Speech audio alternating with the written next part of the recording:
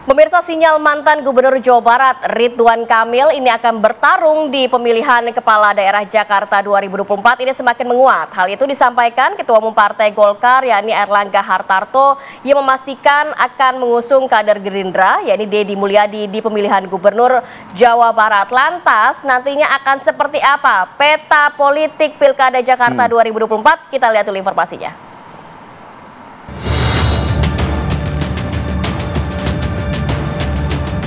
Sinyal mantan Gubernur Jawa Barat Ridwan Kamil atau RK akan bertarung di pemilihan Kepala Daerah Jakarta 2024 semakin menguat. Hal itu disampaikan Ketua Umum Partai Golkar Erlangga Hartarto yang memastikan akan mengusung kader Gerindra Deddy Mulyadi di pemilihan Gubernur Jawa Barat. Di pihak lain, Ketua Harian Partai Gerindra Sufmi Dasko Ahmad mengungkap bahwa para ketua umum partai yang tergabung dalam Koalisi Indonesia Maju atau KIM telah mengantongi beberapa nama pasangan calon gubernur, wakil gubernur untuk mengusung di Pilkada Jakarta. Sebelumnya Partai Golkar getol mendorong Ridwan Kamil untuk kembali maju di Jawa Barat. Karena selain sudah teruji, elektabilitas Ridwan Kamil pun di sejumlah hasil lembaga survei tak tertandingi. Ya, meski elektabilitas Ridwan Kamil cukup baik, namun belum bisa menandingi nama mantan Gubernur Jakarta Anies Baswedan dan juga Basuki Cahayapurnama atau Ahok. Lantas bagaimana peluang RK di Pilkada Jakarta? Tim TV One mengabarkan.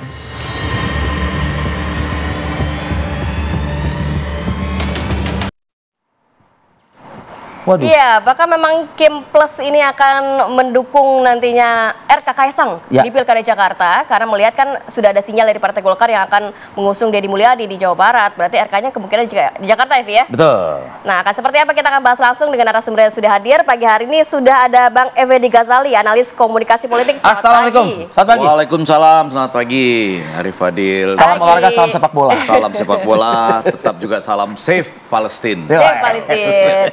Kemudian juga kita sudah bergabung bersama kami, sudah ada Kang Pipin Sopian, politikus PKS. Assalamualaikum, selamat pagi Kang Pipin. Kang Pipin.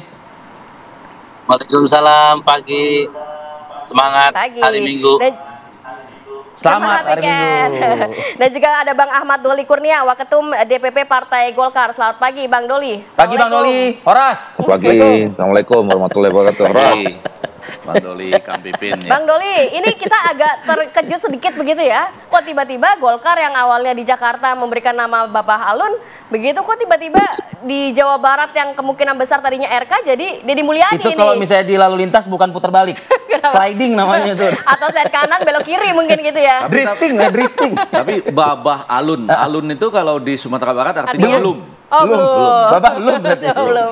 Apa sebenarnya yang mendasari akhirnya dari Golkar ini kalau melihat grassroots, melihat keinginan dari kader Partai Golkar, PRK pengennya di Jawa Barat, tapi akhirnya kenapa diputuskan nantinya kemungkinan besar di Jakarta nih? Apa alasannya, Bang?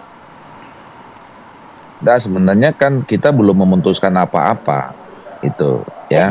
Jadi tapi sinyalnya udah kelihatan banget tepat. Kayaknya, Bang. Bukan. Sebelumnya juga kita kan belum memutuskan apa-apa. Kalau misalnya kita mau belok kanan, belok kiri itu kan kalau udah mau kasih sign ke belok kanan, kemudian kita belok kiri. Nah, dalam beberapa kesempatan saya kan selalu mengatakan bahwa khusus untuk Jakarta dan Jawa Barat juga termasuk Jawa Tengah ya, itu nanti akan diputuskan dengan membutuhkan waktu. Karena memang kita ingin tetap menjaga ya kebersamaan kita dengan Koalisi Indonesia Maju ya. Jadi kan sudah ada kesepahaman yang kita bangun antara teman-teman di Koalisi Indonesia Maju bahwa sebisa mungkin dalam 5 tahun ke depan kerjasama yang sudah baik dan teruji kemarin di Pilpres ini kita sama-sama rawat, kita sama-sama jaga, termasuk menghadapi event Pilkada di November 24 ini. Nah, kita terus melakukan komunikasi secara intensif ya, terus melakukan kajian secara bersama-sama ya. Nah, dalam waktu 3 minggu terakhir ini ya, kita terus ya bersama-sama ya di semua level, baik itu di PD provinsi masing-masing dengan menyerap aspirasi dari bawah di tempat di partai politik masing-masing, kemudian di DPP juga seperti itu. Kita melakukan kajian secara komprehensif ya. Nah, kalau selama ini kalkulasi kita itu berdasarkan kalkulasi masing-masing partai politik ya, Golkar punya kalkulasi sendiri, teman-teman Gerindra juga begitu, Demokrat juga begitu, PAN dan seterusnya juga begitu ya. Nah, sekarang kita menemukan formula baru, punya rumusan baru bersama ya, di dalam kalkulasi bersama gitu. Yang menurut kita inilah keputusan yang memang terbaik untuk memenuhi beberapa hal tadi itu.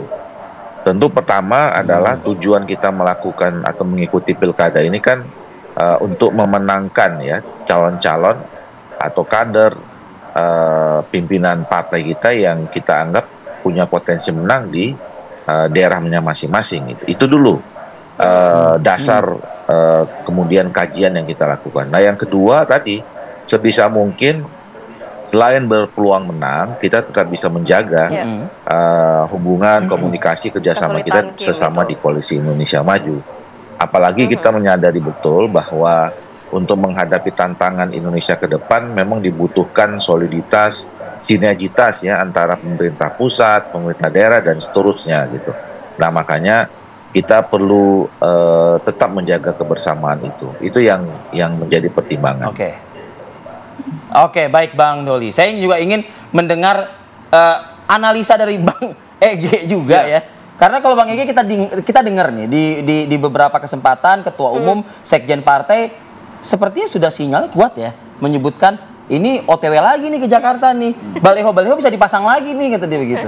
Iya, kalau saya mau, karena mumpung minggu pagi kita agak sedikit akademis baru masuk ke sana ya. Yang pertama itu ada desakan supaya pemilu presiden dan pemilu legislatif yang serentak itu dipisah lagi. Karena memang tujuan pertama dengan Mahkamah Konstitusi soal political efficacy itu tidak tercapai.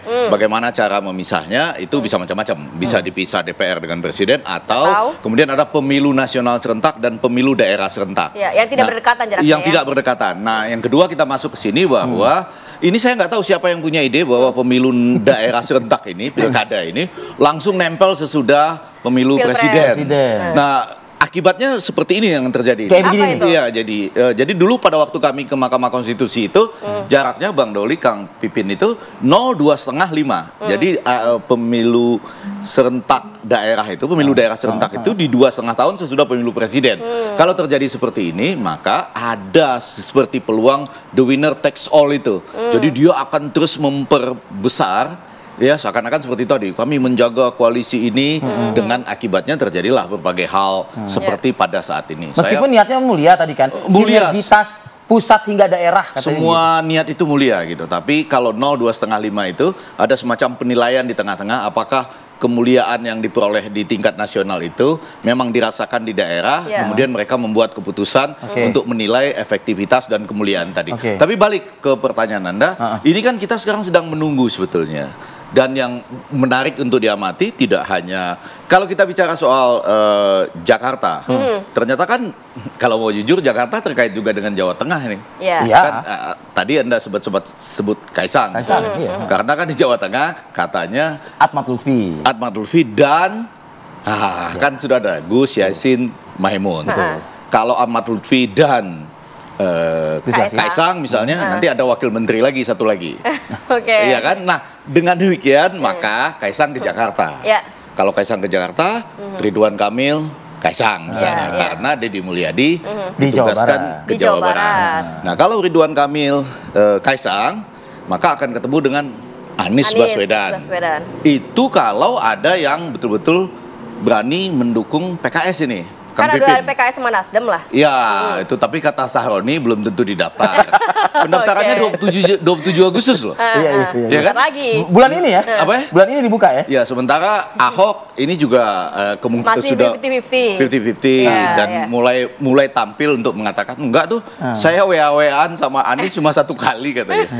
Ini kan menarik juga untuk melihat. Tapi Bang Ege melihat apa kebatinan kalau kita boleh menakar? Kebatinan dari Golkar akhirnya memutuskan memberikan sinyal bahwa yang akan diusung di Jawa Barat justru kader Gerindra, ya Deddy Mulyadi. RK-nya kemungkinan akan ditarik ke Jakarta. Apakah memang sebenarnya ada lobby-lobby yang harus dipentingkan dulu oleh Golkar di dalam Kim begitu dibandingkan memang enggak internal terlalu Golkar? mengejutkan ya. Kalau belajar dari Banten, Sumatera Utara kan enggak ada yang mengejutkan gitu. betul. Jadi tadi kalimat Anda yang agak luar biasa, saya terkejut pagi ini, kemuliaan gitu. Kemuliaan dari kebersamaan ini menyebabkan ikut mendukung Deddy Mulyadi di Jawa Barat gitu ya, dan kemudian mengirimkan Ridwan Kamil ke Jakarta. Anda tadi membukanya dengan salam olahraga, salam sepak bola. Saya mengatakan saya itu penggemar Ridwan Kamil ya. Ya. Tapi Anda berhadapan dengan Persija aja di Jakarta, itu susah menangnya gitu loh. Saya ingin mengatakan loh ini ya, kan Ridwan Kamil itu pernah mengatakan saya itu bobotoh ya, Sejatinya. atau tidak sama sekali. Anda ketemu Persija di Jakarta, Jadi agak challenge kurang lebih buat 1 RK juta gitu. lebih ya Nah, pendukungnya. lo. Coba pikirkan, Anda kebetulan loh yang bilang salam olahraga, salam sepak bola ya. Justru saya pancing dulu itu. Oh itu ya, itu challenge nyata di Jakarta. Oke. 1 juta lebih, belum dengan keluarganya. Nah ini kan nyata gitu. Tapi barangkali ini sudah dikaji karena ada hasil Litbang Kompas yang menunjukkan beberapa hal. Yang pertama, di Jakarta itu pemilih itu 75%-an memilih berdasarkan agama dan berdasarkan partai juga. Itu kalau dibulatkan 75%. Tapi sesudah itu ada suku, kekerabatan, dan kemudian kekaguman pada tokoh-tokoh tertentu. Dan 58% berdasarkan bansos, berdasarkan pemberian-pemberian, dan itu 58% besar loh itu. Karena untuk menang kan Anda cuma butuh berapa persen gitu. Kurang lebih seperti itu gambaran saya. Oke, kita juga nanti akan meminta tanggapan dari Kang Pipin. Responnya gimana, Kang Pipin? Kan nampaknya selama ini kalau dari PKS sudah percaya diri ya, suaranya Anies saat ini masih bertengger di posisi 1. Namun ada nama lain nih, RK dan juga Kaisang. Kan seperti apa tanggapannya? Kita tahan ya Kang Pipin, saat lagi tetap bersama kami. Kembali lagi di Apa Kabar Indonesia Pagi, kita lanjutkan pertanyaan ke Kang Pipin. Kang Pipin, bagaimana tanggapan Anda melihat nama RK Kaisang yang akan berlaga di Jakarta? Kalau melihat kan walaupun saat ini posisi Anies masih bertengger di atas, tapi kalau berbicara mengenai Jakarta unik begitu ya. Nama petahana belum tentu juga menang di beberapa histori sebelumnya, dan juga nama-nama baru muncul, ini bisa menjadi dipilih begitu menjadi gubernur Jakarta. Tanggapan Kang Pipin seperti apa, Kang? Yang pertama harus saya sampaikan Wilujeng Sumping, Kang Emil di Jakarta ya. Dan kami PKS tentu menghormati pilihan Kim Plus jika benar bahwa Kang Emil nanti akan berlaga di Pilkada Jakarta pada November 2024 nantinya. Dan tentu kami harus sampaikan bahwa PKS sampai saat ini kami mengusung Pak Anies dan Pak Sohibul Iman ya. Dan tentu kami sampaikan bahwa PKS tidak punya kemewahan pilihan kecuali harus koalisi. Nah, kami sampai saat ini membangun komunikasi dengan partai-partai untuk bersama-sama mengusung Pak Anies Baswedan dan Pak Sohibul Iman. Nah, tentu kalau dilihat optimis ya tentu kami terus bekerja untuk memastikan bahwa Anies Sohibul Iman ini berlayar dan menang. Nah, karena memang kami PKS hanya 18 dan kurang 4 ya, ini 4 berarti masih kurang. Tentu kami memberikan tugas kepada Mas Anies Sohibul Iman, Mas Anies untuk menggenapkan kursi dari 18 menjadi 22. Jadi tinggal 4 kursi saja yang kita butuhkan. Nah, kami tentu berharap bahwa tugas yang diberikan kepada Mas Anies Baswedan ini bisa dilaksanakan dengan baik ya, sehingga segera tercapai kursi cukup. Di berbagai pilkada yang mendapatkan tugas untuk menggenapkan itu bukan partai, tapi calon. Makanya kita berharap mudah-mudahan tidak lama lagi kita bisa berlayar. Nah, bagi kami bahwa pilkada DKI ini tentu menjadi salah satu target setelah kemarin kita tidak menang di Pilpres, maka kita berharap bahwa di pilkada bisa menang, salah satunya di Jakarta. Untuk itu kenapa kami sejak awal mensosialisasikan aman ini, karena ingin memastikan bahwa masyarakat mendapatkan pilihan yang terbaik. Karena kita melihat Pak Anies dan Pak Sohibul Iman ini adalah sosok terbaik bagi warga Jakarta yang kami tawarkan kepada masyarakat. Dan kembali ini juga tergantung bagaimana partai-partai politik merespon pasangan aman ke depan. tentu kami akan rasional dan akan berjuang semaksimal mungkin agar pasangan aman ini berlayar untuk menghadapi siapapun yang akan bertarung di Jakarta. Untuk menghadapi siapapun termasuk Ridwan Kamil kalau kata Bang Doli Kurnia kan. Bang Doli, tapi keyakinan itu seberapa tinggi dan seberapa serius sih Bang Doli jikalau nanti RK itu diumumkan, dideklarasikan maju di Jakarta Bang Doli? Karena kalau dari segi elektabilitas sejumlah survei ya kondisinya kan belum aman lah begitu ya. Bahkan di peringkat ketiga di bawah Basuki Cahayapurnama. Gimana Bang Doli?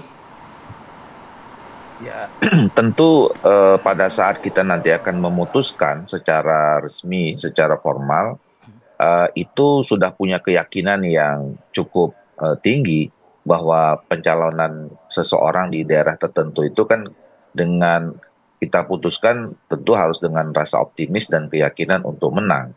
Seperti yang saya katakan tadi, variabel utama mempertimbangkan mengendorse seseorang calon itu motivasi atau judul besarnya itu adalah untuk meraih kemenangan gitu. Nah, tentu untuk meraih kemenangan itu berbagai hal ya kita lakukan kajian ya, termasuk salah satu pertimbangannya adalah melihat dari hasil survei ditambah dengan adanya strategi-strategi khusus yang memang kita akan lakukan dalam proses sampai nanti tanggal 27 November harus menang gitu. Nah, dan kemudian tentu juga kita menghormati ya otoritas kedaulatan masing-masing partai politik yang juga punya fasilitas ya untuk memberikan dukungan atau mencalonkan siapa saja di daerah mana saja, dan juga kita menghormati apabila ada tokoh-tokoh lain ya di Jakarta, misalnya seperti Pak Anies, Pak Ahok, yang juga mereka secara konstitusi dijamin ya punya hak untuk bisa ikut berkompetisi, punya hak untuk dipilih dan memilih dan seterusnya gitu. Jadi itulah justru sebetulnya kekayaan demokrasi kita kan yang harus kita pergunakan, dan kami juga di dalam sama dengan kita menghormati keputusan atau kedaulatan partai lain, tentu kami juga ingin dihormati keputusan kami, baik itu keputusan internal partai Golkar maupun juga keputusan secara bersama dan nanti dia akan diputuskan secara bersama dengan partai-partai politik yang tergabung dalam Koalisi Indonesia Maju. Nah, kalau tadi menanggapi analisa dari Bang Ege lah, Bang Doli, dibilang pernah menyebut atau mengatakan saya bobotoh sejati. Enggak, pelan-pelan. Satu dulu, Bang Doli. Ini artinya kita mendengar tadi Bang Doli, sebelum tertulis, belum pasti berarti ya, Bang Doli ya? Belum A1 istilahnya gitu. Enggak, nanti menunggu tertulis, barulah kita yakin siapa yang maju di Pilkada Jakarta. Gitu Bang Doli ya? Iya, finalnya kan semuanya nanti pada saat didaftarkan antara 27 sampai 29 Agustus ya. Tetapi kan prosesnya sebelum ke sana, nanti kan masing-masing partai politik akan mengeluarkan surat ya. Kalau kami namanya surat keputusan ya. Surat keputusan, dan sebelum surat keputusan itu dikeluarkan tentu ada proses politik ya, proses komunikasi yang terbangun. Nah, kalau dilihat posisi hari ini, seperti yang saya katakan tadi, ini kan dalam 3 minggu terakhir ini kami melakukan pertemuan, dan seminggu terakhir ini sangat intensif ya dengan teman-teman di Koalisi Indonesia Maju, sehingga pada per hari ini kita juga bisa sudah memutuskan bahwa Partai Golkar akan memberikan dukungan kepada Saudara Deddy Mulyadi untuk menjadi calon gubernur di Jawa Barat. Nah, itu artinya kalau selama ini Saudara Ridwan Kamil kita kasih surat tugas ya 2 ada di Jawa Barat dan di Jakarta, maka dengan kita sudah memberikan keputusan di Jawa Barat terhadap Saudara Deddy, maka surat yang berlaku yang berlaku itu hanya tinggal 1 di Jakarta. Nah, jadi ini tinggal menunggu keputusan resmi antara Partai Golkar dengan partai-partai politik yang tergabung dalam Koalisi Indonesia Maju dalam waktu dekat. Oke, Bang Doli, kalau artinya sudah fix gitu ya, Bang Ege juga tadi memastikan secara tertulis belum. Tapi sudah pastikah Deddy Mulyadi ini diusung Partai Golkar untuk Jawa Barat? Karena kan kalau kita berpikir DPT yang jumlahnya luar biasa Jawa Barat begitu ya, justru kok malah menyalonkan kader partai lain, Bang Doli? Ya, itu tadi yang saya katakan, kan seperti yang sudah diumumkan Pak Ketua Umum kami Pak Erlangga 2 malam lalu ya, bahwa Golkar akan memberikan dukungan kepada Pak Deddy Mulyadi. Nah, pertimbangannya saya kira pertimbangan yang sangat komprehensif ya. Kita bukan hanya sekedar membicarakan tentang soal sosok A, sosok B, sosok C gitu, tetapi juga ini bukan hanya sekedar daerah per daerah ya. Kita membicarakan tentang soal kepentingan bangsa dan negara yang lebih luas ya, bagaimana kita tetap bisa bersama-sama menjalankan pemerintahan 5 tahun ke depan secara sinergi ya antara semua daerah. Jadi kita nggak bisa lihat satu persatu ya, Jakarta, Jawa Barat, Banten, se-Jawa, ini semuanya harus bersama-sama bersinergi dengan pemerintah pusat, sama termasuk juga teman-teman di kabupaten kota di bawah. Baik, Bang Doli. Oke, saya mau ke Bang Ege. Bang Ege, kalau melihat pasti dari Golkar sendiri sudah ada hitung-hitungan, walaupun kalau berbicara rasionalnya, paling rasional RK di Jawa Barat. Tapi kalau dari sisi Bang Ege sendiri, melihatnya peluang dari RK di Jakarta ini cukup besar nggak sih?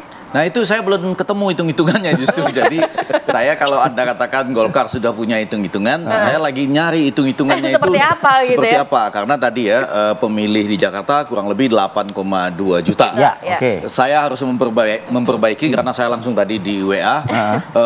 Persija itu punya anggota 3,9 juta. 3,9 juta ya. Jadi mungkin juga bertambah. Saya itu mengatakan sisi lain dari sektor sosial, budaya, ekonomi, dan kemudian Anda menyebutnya. Dan ini sektor yang panjang loh ini. Puluhan tahun kan soal bola itu gitu antara Jakarta dan Jawa Barat. Gitu. Nah, balik lagi. Jangan disepelekan angka 3, sekian juta itu ya. Iya, dan itu sudah disampaikan oleh teman-teman itu gitu. Jadi saya mau mengatakan Ridwan Kamil ini kan tokoh yang berhasil di Jawa Barat. Nah, sekarang mencoba masuk ke Jakarta. Tentu ada pertimbangannya. Kalau masuk ke Jakarta, setidaknya dengan modal elektabilitas yang sedang diukur pada saat ini, lalu berapa waktu yang diperkirakan bisa untuk speed up itu ya, mempercepat, mengakselerasi itu. Mungkin Bang Doli sudah punya hitung-hitungannya, tapi dari sisi lain saya lihat tadi Pipin senyumnya agak besar itu gitu ya. Itu maksudnya senyum apa? Saya bertanya sama Kang Pipin sih sebetulnya. Iya, dia senyum juga kalau ini masuk ya, kita bisa lebih optimis, walaupun di sisi lain ada juga strategi itu. Hensat sering sekali tuh ngomong kalau ada di sini belum tentu dapat tiket jadi Anies katanya gitu ya. Jadi ini kan semua masih berpeluang menang dong. Iya, ini kan persoalan. Yang satu punya hitung-hitungan, yang satu bisa nggak punya tiket. Kan dua-duanya punya persoalan itu. Lepas dari itu, siapa wakilnya kan menjadi penting.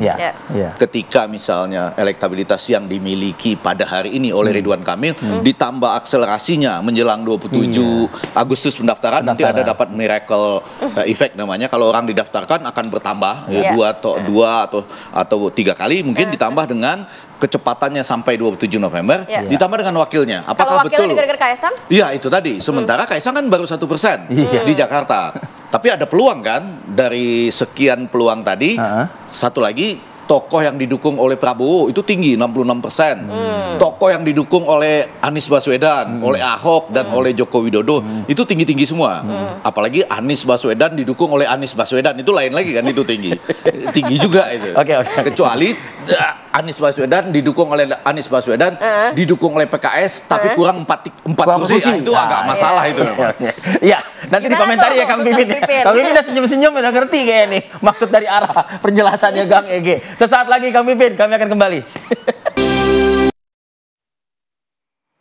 Kita lanjutkan kembali perbincangan. Saya mau ke Kang Pipin. Kang Pipin, gimana nih kalau hitung-hitungan ternyata yang mendukung atau mengusung Anies Baswedan baru PKS. Jangan aman-aman dulu nih Kang. Jangan aman-aman dulu deh Kang. Masih ada potensi lain juga nih Kang, gimana? Ya tentu kami kan tidak punya kemewahan pilihan selain harus koalisi. Jadi ini yang harus kami sadari.